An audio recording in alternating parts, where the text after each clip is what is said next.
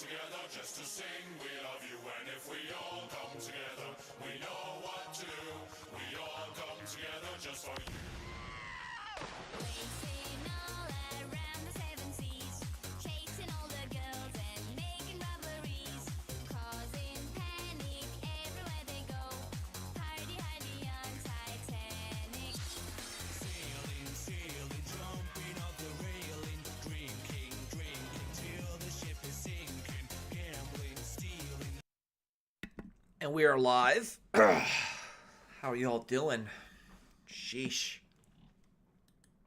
So this is gonna be interesting. This is new. You think, what the heck are you doing out here all by yourself? Well, I actually wanted to redo a reaction video as I saw it, as I'm seeing it live, so to speak. And I also have a very interesting. Well, let's just say, has science gone too far? I'm gonna ask that question to you, chat. So yeah, let's see. I wanted to do. Here we go. Now, I find it very interesting that this information, like a lot of stuff, is happening very quickly. Like there's a guy I watch, Freedom Alternative Research and Analysis, Romanian guy, and he released a video regarding Tucker Carlson, the whole bullshit situation that's going on in Russia with him, basically saying, "Oh, guys, they have indoor plumbing. This is awesome." And he never actually goes outside of Moscow. He never goes anywhere. And like, he doesn't understand that, you know, Eurotrip had this whole joke regarding there's an exchange rate between the ruble and, let's say, the dollar or what have you. And I think it's like astronomically high, right? Because you could get more with your dollar as opposed to with, let's say, the ruble. You know, it doesn't matter what they say it's worth; it's what you can get with it. Are you going with Chuck E. Cheese tokens, or are you going with Dave & Buster's? If that makes any sense. And it just so happens people like Dave & Buster's, not Chuck E. fucking Cheese, even though Gadget the Mouse is awesome. But be that as it may, I wanted to continue. We're gonna watch this because he drank the Kool-Aid. Tucker Carlson just did something that no other Western journalist in the world has either been willing or able to do in a very long time. He traveled to Moscow to speak to Russian President Vladimir Putin. Bullshit. And right on track, cue the collective outrage. Rosebud. Tucker Carlson is dangerous. He's a Putin lover. Will they ban him from coming home? Is the EU saying... No, that's stupid. No, that's all bullshit. We all know that's not going to happen. I mean, what would probably happen is they find, you know, Tucker Carlson's. They find he liked a lot of kitty stuff. Let's say we find out he's going on Epstein Island. Like that. That's when you know all hell breaks loose. Come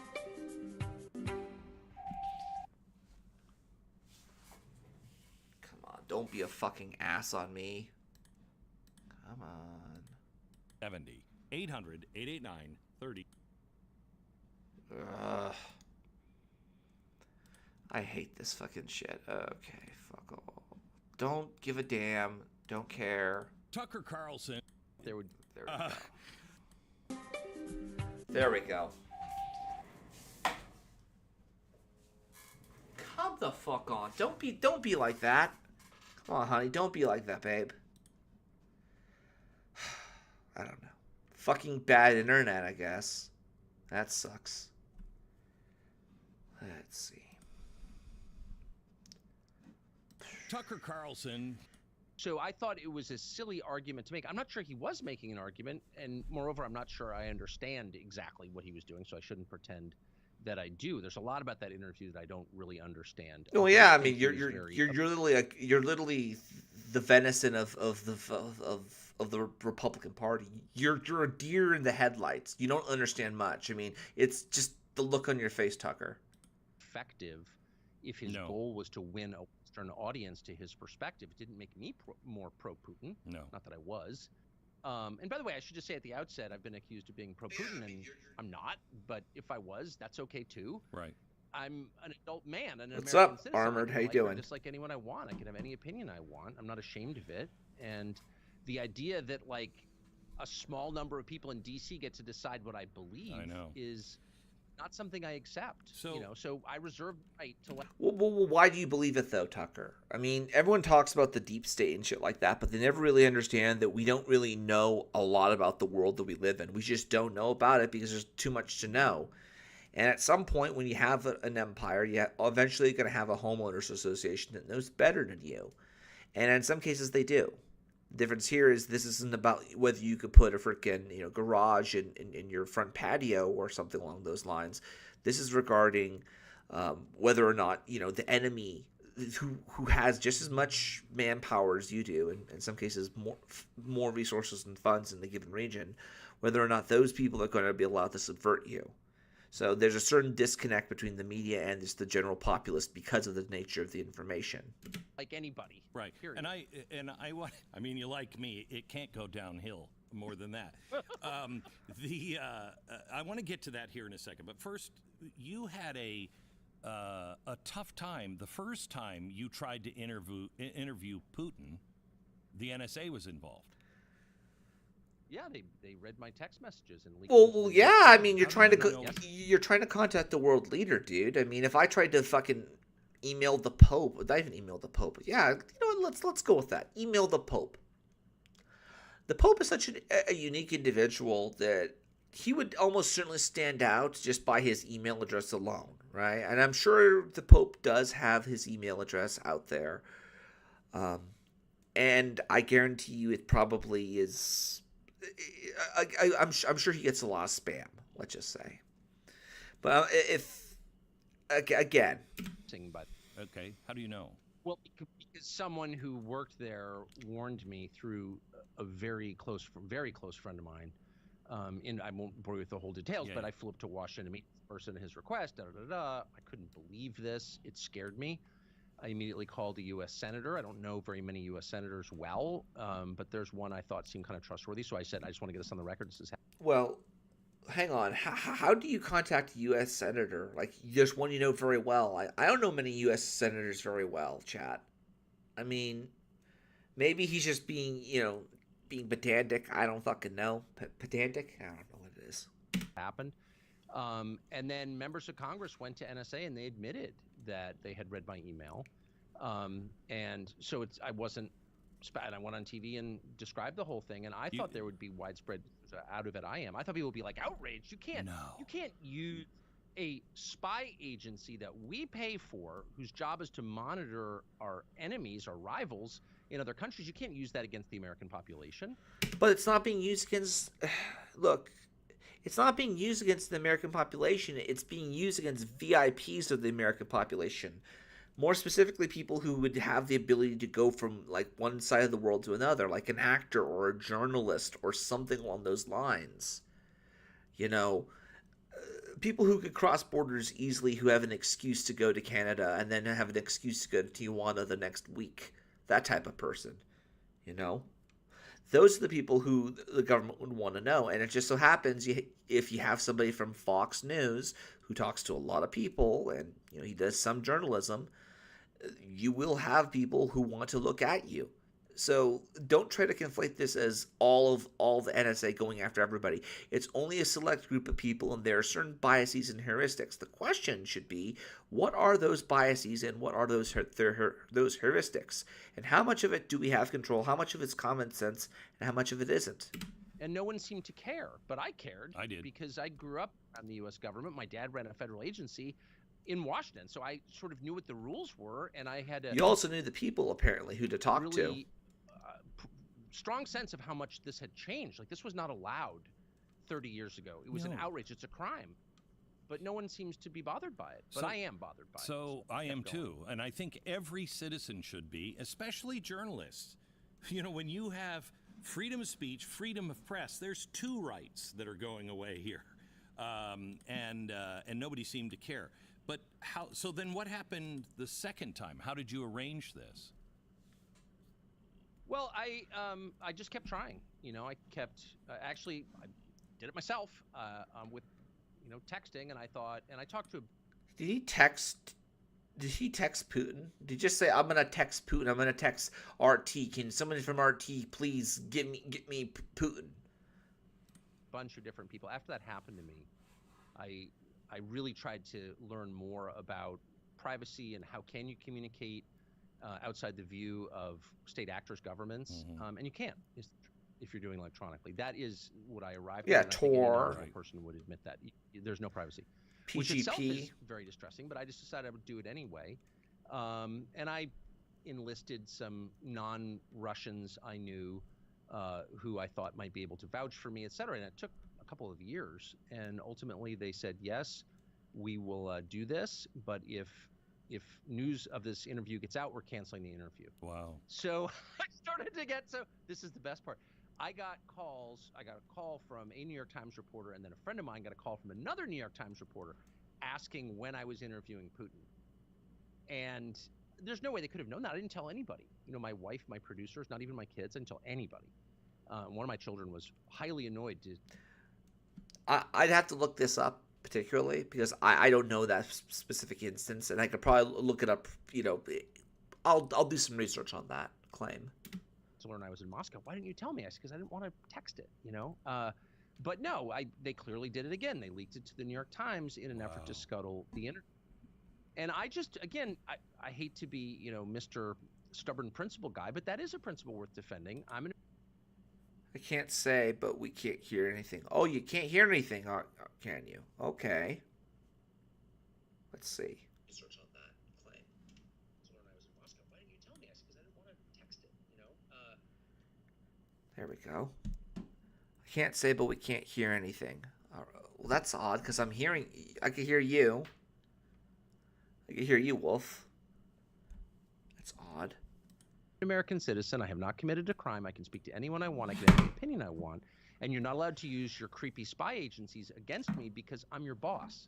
This is a democracy. Aren't you always telling me that? But again, nobody cares, so I'm going to stop the lecture on that. But it did motivate me to keep going. But my real motivation was. Well, here's the thing, though. Again, he's a bigwig in journalism. They're the type of people who could go across borders and get information. They could justify talking to people. And it should be given to anybody. And some of these activists especially, because the activists are the worst. Like, I just want to know what's happening there. We're in a war with Russia. We've never had a vote in Congress on whether we should be in a war with Russia. No one's ever explained to me why we should be at war with Russia, why I'm supposed to hate Russians. Why am I supposed to hate Russians? We've got an awful lot of things going on here. The country is in very tough shape, especially right now. It's completely out of money. We're bankrupt. No, we're not. Fuck you. I had 3 square meals today. I even was able to, you know, I'll just be frank. I'm having a really good job. I have a really great job. And a lot of it is due to the fact that I didn't get involved in this culture war shit. I really didn't. And instead of, you know, I said saving the West as a side quest, right? I get a lot of shit for people who want me to strive better. And this is me doing it as I go. You know, I actually am out there now. But be that as it may, I'm doing fairly well. I've had 3 square meals, and I have a cot, and I have money, and I have credit, and it's all paid for. So, you know, I'm doing fairly well, and a lot of that is due to the fact that I worked my ass off in my 20s, and I made it. And I was frugal, you know.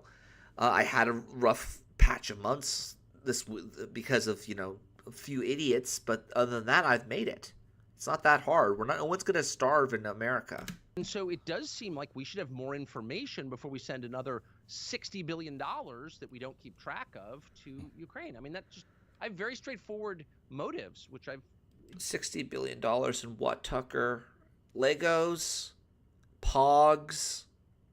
Ruples? What are we giving them the physical cash? Is that in credit? Is it in cold hard cash like it's nickels and pennies, drachmas? Explained many times, but nothing crazy or out of the ordinary, esoteric or anything like that. Just like what is this? Let's find out more. Any feeling on why he chose you? Probably because I just kept trying. I mean, that was my sense. I just kept trying, and I was one of the few.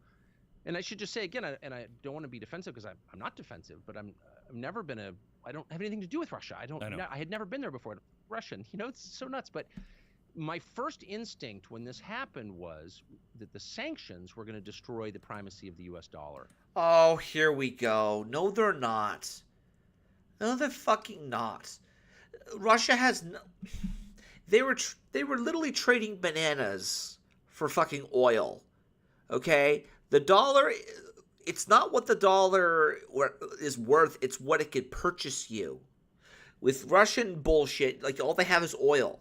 You can't sell oil, but you can turn into a currency like rubles. You can't turn into a currency like fucking the US dollar. It doesn't, like, again, this is the reason why Russia needs to build its whole Eurasian Economic Union, is because it can't stand on its own. So what it could do is it could basically do the whole leftist spiel of, oh, we're standing in solidarity with all the people who you are wrong. Iran, North Korea, China, all of them are part of us, and then just infiltrate and they destroy each other from within, and then one super massive fucking Vladimir Putin or Xi Jinping takes over the whole fucking thing. Globalists, all of them. Around the world and stealing people's stuff, billions of dollars of people's stuff, because they were, quote, oligarchs. Correct. Without any vote on it at all, law enforcement. Wait. Who stuff? Around the world and stealing people's stuff to destroy the primacy of the U.S. dollar. Around the world and stealing people's stuff, billions of dollars of people's stuff, because they were, quote, oligarchs. Correct. Without any vote on it at all, law enforcement proceeding, much less adjudication, much less real evidence that they had. He's defending the oligarchs, the people who. So is that how we're gonna see the world? Are we gonna see it like? Are we really gonna be the guys who say, "Oh, we stole Hitler's vehicle because," or like we stole like somebody else's property because we lost it in a war or something along those lines, or we're at war so we have to give all the money back that when we were, let's say, at war with who were we at war with last time? Like an actual war, not actual, like, we signed peace treaties and agreements and whatnot. I don't know. I'm thinking about it. Anything to do with the invasion of Ukraine, which a lot of these people didn't. You're a Russian oligarch, said American oligarchs who are taking your stuff. I was like, whatever happened to the rules-based order? Oh, no, please, the rule-based order. That's another fucking thing that even Gonzalo Lira talked about, the rules-based order. 1 second. You know, that's crazy behavior, and it's immoral, obviously, no matter who you're doing it to. You can't punish people without a finding of guilt, without proof. And moreover, it's going to convince in short order the rest of the world that you can't trust the U.S. dollar because it's become a political instrument that we use to punish people who...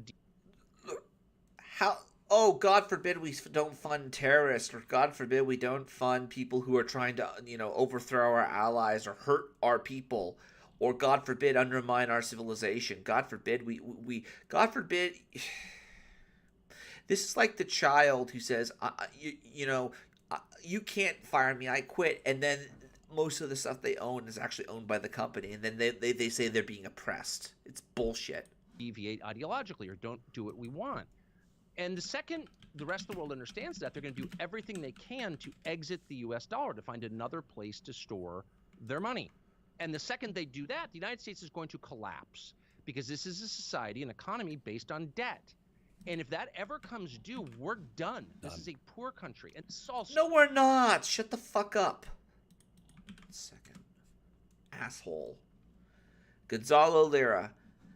The Americans create chaos all around the world, and they call it the rules-based. Look at that shit. Look at that. Come on. Try harder. Walrus boy, try harder with your magic, your propaganda crap.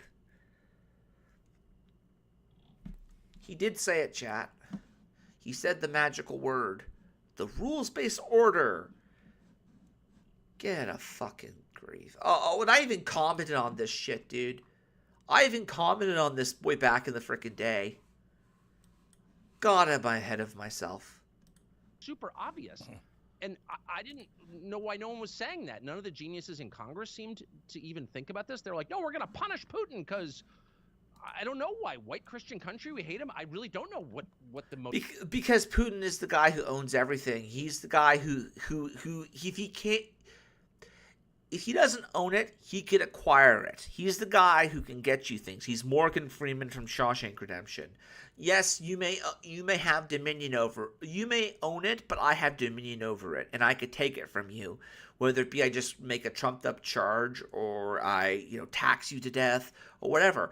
I will get that one way or another, by hook or by crook. That's the type of person Putin is. Motive is. It's bizarre, Well, he's but the effect on us is scary. is huge. Agree with that 100%. Let me cast out where I stand on this issue, and then you tell me if it is close to your, because I can't figure out where you are exactly, and I bet a lot of people feel the same way about me and others, because this is a complex issue. Putin is a bad guy, cold-blooded killer, throws people off of roofs. He's a bad guy. Okay, period. I don't know. I mean, he loses a lot of firearms in tragic boating accidents. He's that type of guy. Dictator. But I don't like the Russian leaders either. They are corrupt and dirty, and I don't think that are Ukrainian, and I don't think the Ukrainian leadership is in it for really anything but money, power, and I'm not sure where all that money is going to.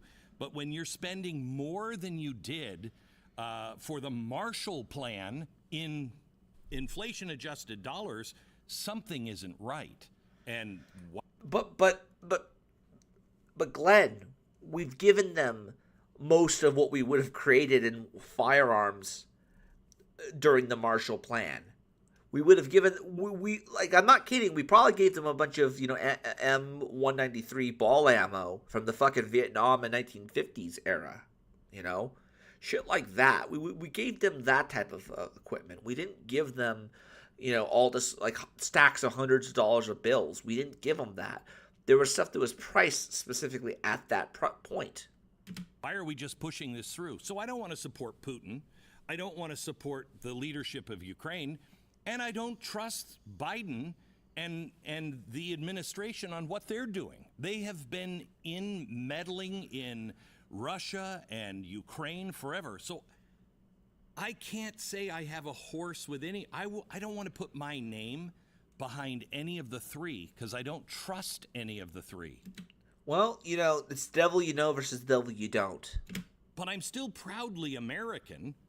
I just don't want to be involved in this because this is a game that's being played where we don't have the information and what the real game is. Yeah, he gets it, Chad. He fucking gets it. He understands that there isn't a deep state out to fuck you. There's an occultocracy that exists naturally within statecraft, but also in nature, where I know stuff that you don't know because I'm an electrician and you are not. I know stuff about, let's say, the world because I am, let's say, FBI as opposed to, let's say, somebody else. And you apply that to, who has the information, right? And if you monitor certain events from the outside and you look at what people would do, let me give you an example here. 1 second. I want to show you this. I actually have a lot of interesting things to show. Give me 1 second. By the way, that song that we were playing earlier was the Toy Box, the Sailor song. That would be really cute. Let's see. Where is it? Okay, I think I have it here. No, it's not here. No, it's on my computer. I'll have to show it to you some other time. It was basically Ted Cruz talking about how we need to something about Nord Stream that was way back before it got blew up. If that makes any sense. Where do you fit in that? I think pretty close to where you are. I'm a little more agnostic on global leaders, just because maybe I care less. I having spent a lot of time out of the country, interviewed a bunch of them. I sort of assume every world leader, all leaders by definition, are up to no good on some level. Yeah. Don't play that card. Oh, we're all just stinky, smarty, smelly. We're all full of shit, and we're all jokers. Where are we? Who hasn't pushed a fucking faggot off of a crane? Shit like that. The only thing I care about is the United States, and that's it. And I think the only thing the U.S. government should care about, by definition, is the United States. So to the extent an alliance is good for the United States and my children... Who the fuck are you to make an alliance, Tucker? Who the fuck are you? You're a journalist. Shut the fuck up. I'm in favor of it. And to the extent it's bad, then I'm opposed to it. I mean, I have a very clear lens there. I have no emotional attachment to any other country. I frequently go to, say, Finland or Switzerland, England. I have ancestors from all of those countries. I like those countries. I love them, actually. But I don't have an emotional attachment. I am American. That's it. And so the Russia, Ukraine, the domestic politics of either one of those countries, the I don't even know what they are. long-standing conflicts they've had, exactly. It's of less interest to me, almost very little interest to me, actually. What I care about is the United States. That's the first thing. Second thing is the people who run our country are destroying it, and they're doing it on purpose. And there's no doubt about that in my mind, and I've withheld judgment. Name the Jew, Tucker. Name the fucking Mason. Name the Jesuit. Name the witch. Name them, Tucker. Give us names, or else. In fact, let's just get down to it. Like, wouldn't it be funny if a foreign intel agency just leaked a bunch of VIP names just for shits and giggles, just to see who would do it? I guarantee you somebody might do that shit. There's no way to verify any of this information. Like, oh, I'm just putting it out there. It's very weird that a lot of this stuff is happening. Oh, but we're all the same, don't you know? For a number of years now, but with what they've done at the border, completely changing the population of the country, letting in millions and millions of people who have no connection to the United States, can't possibly help our economy, can't possibly unify our very fractured civic culture, and whose loyalty to and knowledge of the United States is completely in question. In fact, their identities are in question. We don't know who they are, and they're coming through a country in the middle of a drug war. The whole thing is not, by the way, bad management, or they're not doing their job. No. They're destroying the United States on purpose.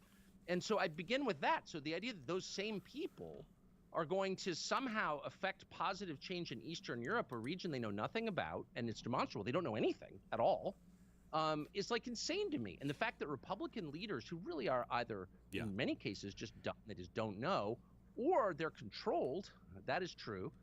By who, though, Tucker? Name them. Name who you think it is. Say it, dear man. Say the man's name. Just be done with it. Are on board with this is just infuriating. So, but I approach this in a very non-emotional way. I'm emotional about my country, and I think most Americans feel the same way I do. So they care about what happens here because your kids live here. Right, and I feel the same way. But I look at what's happening around the world because at first I just concentrated on us. And then, after Build Back Better became the slogan for every president and prime minister in the entire Western world, I realized, wait a minute, this isn't about Donald Trump and Hillary Clinton or Donald Trump. And we are being led in our own countries, each of us, to believe that it's us versus the Nazis or us versus the globalists, the CIA niggas, don't you know? The globies. We gotta be careful about them too. Oh, the Democrats. It's not. It is the people in each free country in the West against, I'm not sure yet what it is, but a really nasty blob up at the top. That has their own designs on the world and their own plans on the world. And it just seems to me that I haven't found a Winston Churchill anywhere. Mitch, have you found a Winston Churchill? In the world. Name one that you see currently in office. Well, there's no difference between most leaders in the West because no Western country, including ours, has sovereignty. And sovereignty means you get to act in your own interests. You're a distinct country with... What the fuck are you talking about? What the fuck is he... Okay, countries are sovereign. They can act in their own interests. All right, so that's like people, right? We're sovereign. We act in our own interest. Borders in a democratic system where your population decides how it will be governed, sovereignty. And we don't have that, and no other country does. So they act as a group. And I do think, always pay attention to the things you're not allowed to think or say. And NATO is a huge part of this. NATO is, in addition to everything else, totally incompetent. Totally incompetent. I mean, NATO... Oh, come on. Tucker, please. They're totally incompetent, Chat, they're totally incompetent. They're totally incompetent. They're just no good, just nasty, scary people. they're not even scary. They're just a bunch of clowns. They're NATO dogs. It's a defense alliance aimed at Russia. And it turns out that Russia has a 7x an artillery shell capacity, manufacturing capacity of all of NATO. So all the NATO countries together produce 1/7 the number of artillery shells annually that Russia, this country we were told was a gas station with nuclear weapons, totally incompetent country, produces. So NATO isn't even good at the military piece. But NATO's not a military alliance. Of course, it's a political and cultural alliance. Well, compared to the Eastern Bloc countries, yes, that's exactly what it was and still is. There are certain people who want to be part of the West. The Romanians, the fucking Poles. I mean, the Poles are fucking terrified. I'm not even terrified. They want to go to war with the fucking Russians. I mean, they're little scrappers is what they are. And it's the tool with which, whatever this multilateral alliance of unelected people uses to express its will. And it is an offense against our sovereignty. The U.S. military, when I sign up for the U.S. military, I should fight for the United States on behalf of its territorial integrity and its interests. I shouldn't be fighting for Lithuania. Like, the whole thing is nuts. And in Washington, criticizing NATO is considered like sinful or something. It's a religion. What were your thoughts on the whole the concept of what is it, the domino effect? Like, if let's say the communists take China, then they might take Laos, then they might take Korea, then they might take all of the Asian Pacific. Like, what would his thoughts on that be? Because the Russians have invaded before, not just Ukraine, but they've also invaded Georgia. They have done this. They've done this before. And my question is, at what point do we say, hey, stop that, knock that off? But of course, what it really is a scam. It's a money laundering operation, and it's an attack on American sovereignty. And like, nobody can say that. You won't find one member of Congress. No one will say that they were actually on Epstein's plane. Nobody will flat out say it, Tucker. Therefore, it's totally worth talking about, because we can't talk about it because no one was worth saying it. Therefore, it's more valuable. Congress who will say that NATO is terrible for the United States, but of course it is. It's obvious. So let me now go to some of the criticism of you that, Jon Stewart just did a piece. I don't know if you've seen it on you, but No. yeah, I never watched them either. I know. So, you went in, you said Moscow is clean. The subways are wonderful. Look at the chandeliers. Well, I know you, Tucker. You're smart enough to know who built those to look like that and why. And Durante went over. I said it in the piece. So Walter Durante denied the existence. He was a New York Times correspondent in Russia in the 30s. He denied, of course, the Ukrainian famine, which was Stalin. That's exactly right. And he denied the show trials of 1937-38, that the terror was happening. So those were lies. Okay. So is he saying he denied it happening? Those were lies. Is he saying the Holodomor didn't happen, or is he saying that he said the Holodomor didn't happen? He told lies, and that's why his Pulitzer Prize was pulled from him posthumously. I told the truth in order to shame our leaders. That subway station I showed was built by Stalin in 1939. Joseph Stalin, probably the worst person in human history. That was over 80 years ago, and it's still in perfect shape. Okay, that's the point. Look at what Moscow has and compare it to what we have. So, and you have to ask yourself, this is an indictment of our leaders. And I would recommend to every single one of your viewers and listeners, if you can, go spend a week in Moscow. No.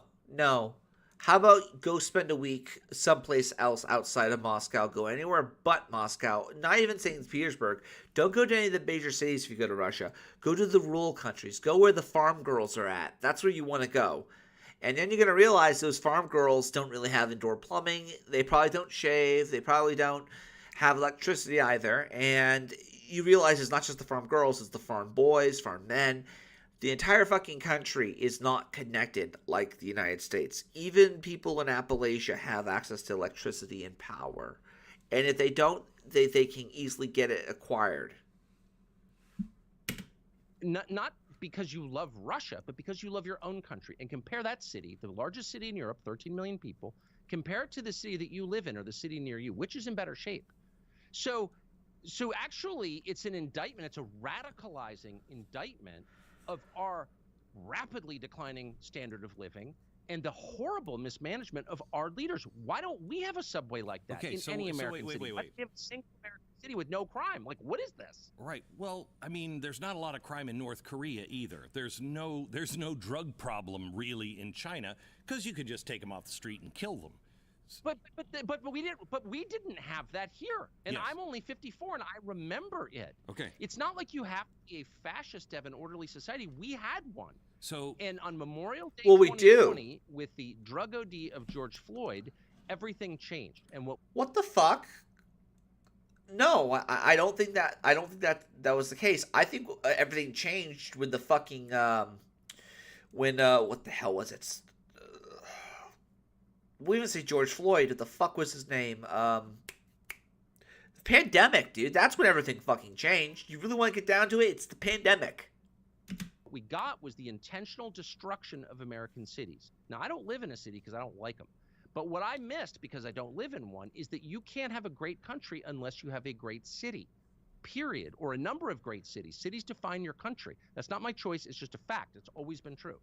And so if every one of your cities is a cesspool, then your country is collapsing. But they don't need to be that way. Crime is the easiest thing to fix. You say, we're just not putting up with this. We've done it before. I covered it. I wrote a book on it in 1994. I watched New York City go from a very dangerous place to one of the safest cities in the world. And it didn't take mass executions. No. It didn't even take mass incarceration. It just took paying attention to the details. If there's graffiti, wipe it off. If people are jumping over the turnstiles, arrest them. It's if people called are the carrying broken- guns, if the city doesn't allow it. it's called the Windows broken windows. theory. Yes. By James Q. Wilson and George Kelling, one of the Yeah. most famous pieces on criminology and really on social science ever written, and true to this day. But anyway, the point is, we have a drug crisis, a fentanyl crisis, a homeless crisis, a crisis of mental illness, and a crime crisis, and a filth crisis, just the dirtiness of it.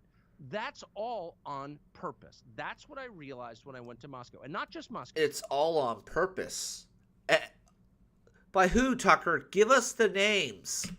Abu Dhabi, which is not a fascist city at all. It's much more it's a more tolerant place than any place in the West, actually. If you want your mind blown, spend a week in Abu Dhabi. It's true in Singapore, which is pretty authoritarian. It's true in Tokyo, which is kind of authoritarian. Wait. need I've to been have to I've some been to Abu Dhabi. They'll cut your hands off for theft. I can't talk about Yes. Christ in Abu Dhabi, so it does have some. Oh, not true. Oh, not true. Abu Dhabi is a bigger Christmas celebration than almost any American city. Okay, let's look at that, Tucker. Let's look at that. A biggest Christmas celebration than anywhere else. Do they have the manger? Do they have a manger? Do they have a nativity scene?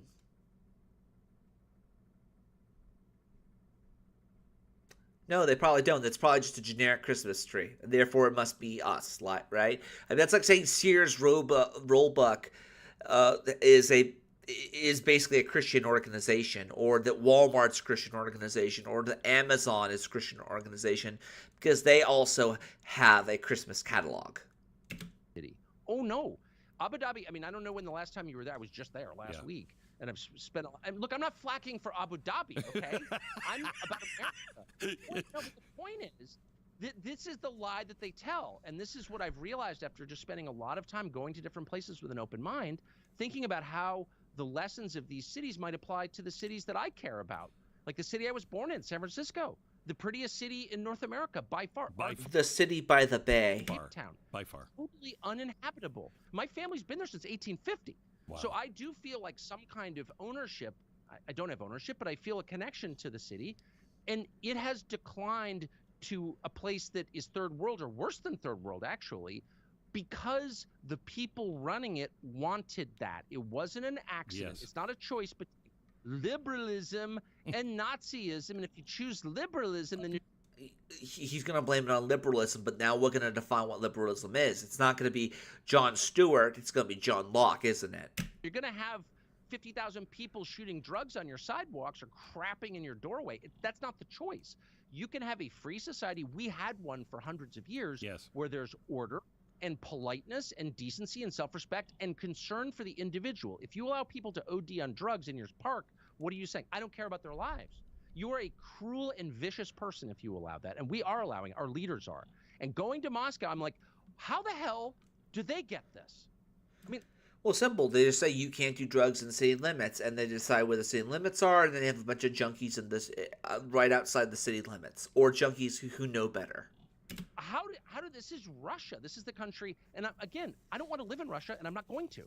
But I should be able to live in a city like that, and I can't because our leaders, every big city mayor, most governors, the entire Congress of the United States, the White House, they step over the bodies of drug addicts, of fentanyl addicts, maybe the dead bodies, every day on their way to work, and they don't notice to go appropriate more money for a country they know nothing about and who's Yeah, but some of these people want to be vagabonds, Tucker. Some of these people want to be, outside of society. They don't want a job. They don't want to have a place of residence. Hell, some of them just want to do drugs, and some of them just want to live the rest of their lives.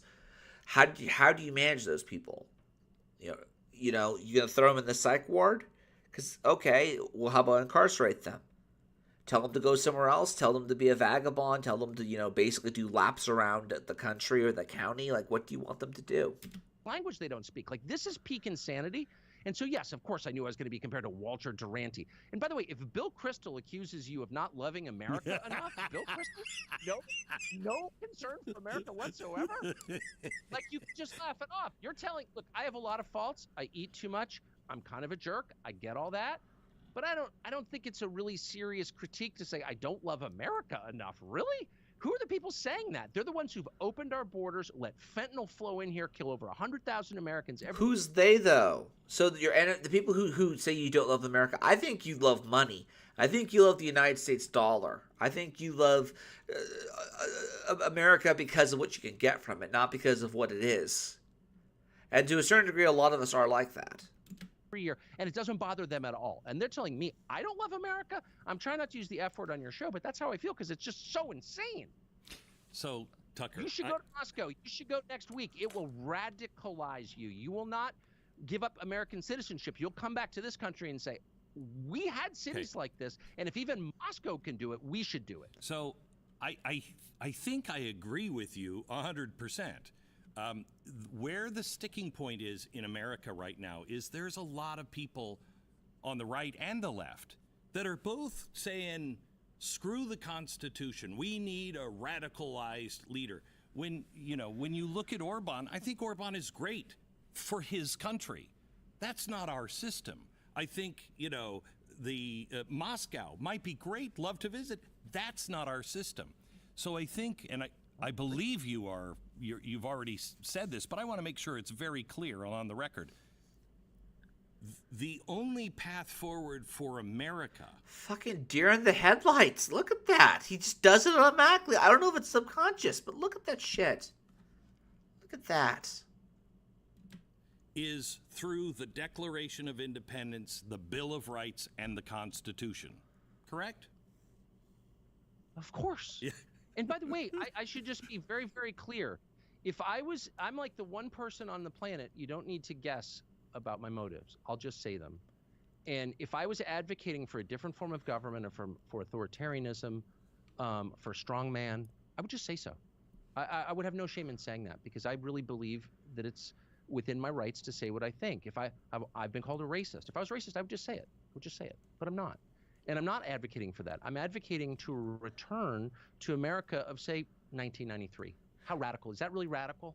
No, I don't think that's very radical. In fact, I think we should be demanding it. And if there's one... I agree with him. 1993 was a kick-ass year, although I would very much like to go... 1993. Shit. Talk about a blast from the past. I saw the sun. I opened up my eyes. I saw the sun. thing that I will fault Americans for, it's low expectations. You should not put up with this. You should not allow them. The governor of Texas should not allow millions of people to cross his border. And I don't want to hear, the excuses. And I don't want to hear the excuses for why it's okay to have tens of thousands of people dying on the street or sleeping on the sidewalk in tents handed to them by the Episcopal Church forever. Like, that's not acceptable. It's not okay for my kids to use drugs at the breakfast table. I'm not going to have a debate about it. No is the answer. I'm within my rights as a father to say that.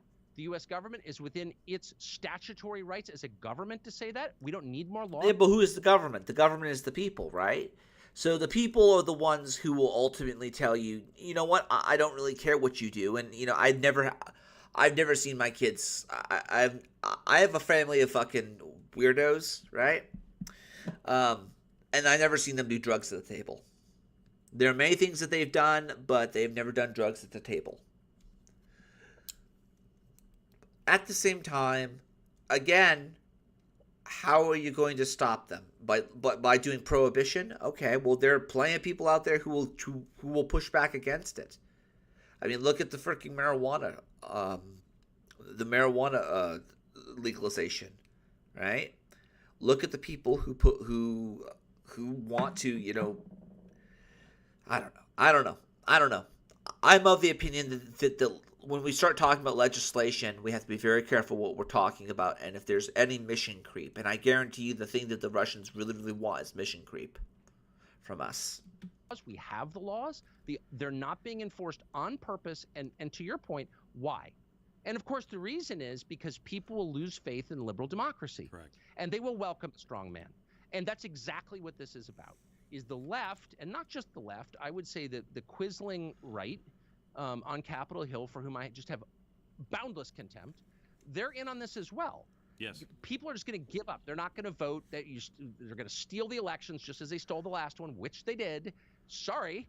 And they're going to No, base, Tucker. steal the next one. And people are just going to be like, you know what? I don't even care. I just totally give up. This is crazy. Just get the bums off my street. Some guy just exposed himself to my daughter, or my nephew just died of a fentanyl OD. Make it stop. Make it stop. You can have all the power you want. That is absolutely what they're going for.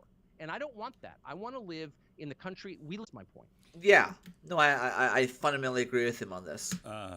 You're right on that's what they're doing. It's amazing to watch. It's exactly the stuff that I talked about back at Fox. It's top down, Well, yeah, inside so out. much. It's the way the communists did it. It's the color revolution, and it's Cloward and Piven. It's all of it, and it's happening right in front of our eyes. It's crazy.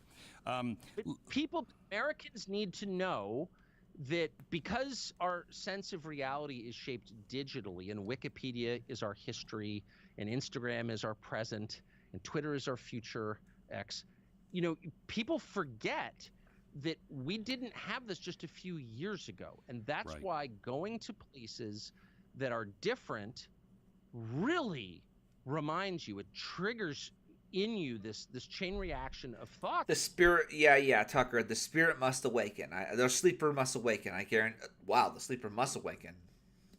And you realize, I cannot believe I'm putting up with this. I can't believe there's a homeless encampment in front of Union Station in our nation's capital, directly across from the Capitol building. That's so much more horrifying to me than anything that happened on January 6th. That's such an expression of contempt and loathing for the American people. Well, what about the pipe bombs at the RNC and DNC, Tucker? What about, the USPS tracking numbers that basically, collaborate at a bomb threat? Are we going to talk about that? I mean, that's more fucking terrifying than some fucking hobo. I encounter them all the time. You just have to accept the fact that in a free society where we don't throw people in psych wards, where we help people, but some of these people don't want to take the help. They don't want to give up the smoke. They don't want to give up the drink. And should we let them in these halfway houses that they're drinking? Okay, well, at what point are you enabling them? This is like a real conversation. It's not as simple as that. But he doesn't see that.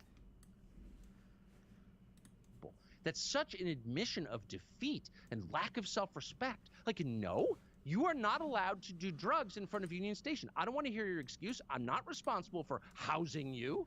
Get out of here. Like, it's not hard. Get out of here. Where are they going to go? No. Where are they going to go, Tucker? Real talk. let's say you kick them out. Let's say you kick them out of San Jose. They're gonna go then to either Morgan Hill, then they're gonna go maybe to where else? You're just gonna have a bunch of like a wave of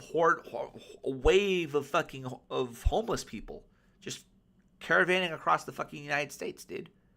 That's not right. You can't find any help. Well,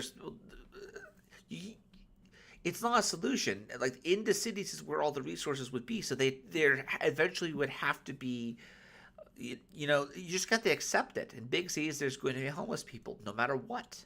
And that is kind of the society that they have in a lot of other countries, right? I mean, it's people should travel and see this stuff. It'll make you love America more and make you want better for America. Yes. That's the only point.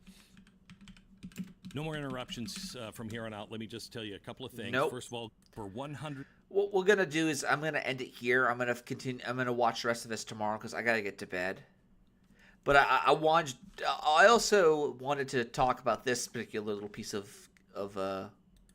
this piece of work right here. So, for those of you who are still watching, who are still interested, I did some English translation with AI, and I wanted people to understand where I'm coming from on this, because this is very interesting, but I don't know if it's accurate, so I have to kind of take a look at it. But this is what we can get.